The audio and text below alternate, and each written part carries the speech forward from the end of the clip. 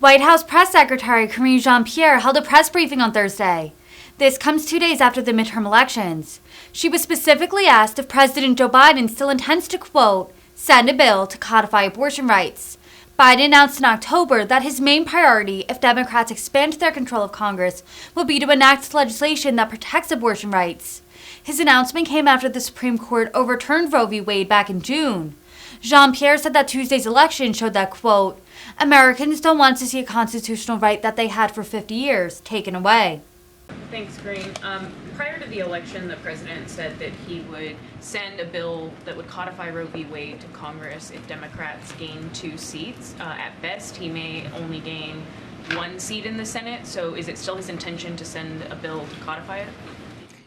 So I'll say this. What's clear in this week's election, what we saw on Tuesday, is that Americans don't want to see a constitutional a right that they had for 50 years taken away. They made that very clear. We saw that in California, Vermont, Michigan, when they enshrined abortion rights in their own state from voters. We saw in Montana and Kentucky where they rejected measures that would have restricted access to reproductive care. So they made their voices very, very clear. They want to see their access to reproductive care protected, and they want to see Roe codified. And we're going to do everything that we can to make that happen from here.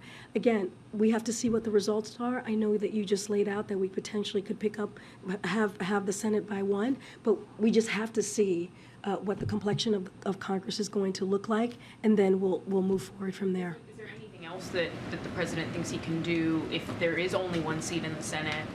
Codifying Roe would be difficult, so is there anything else to ensure abortion access? Well, look, the president has certainly taken actions from the federal government with the HHS agency and Department of Justice. We've laid out executive actions that the president has taken.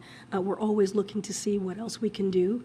But again, the president has always been very clear. In order to really make sure that we protect women's rights, we have to take action on the legislative level, and he's going to do everything that he can. Let's not forget, people have said he wasn't going to get the bipartisan infrastructure legislation done. He got it done. People didn't think he was going to get the CHIPS and Science Act done. We got it done. People didn't think we were going to get the guns legislation done in a bipartisan way. We got that done. That was after the last time that we were able to do that was 30 years ago. So we have been able to get things done, and that's because of this president's leadership. So again, we're going to continue to focus on that and make sure that we actually, deliver for what the American people want from us.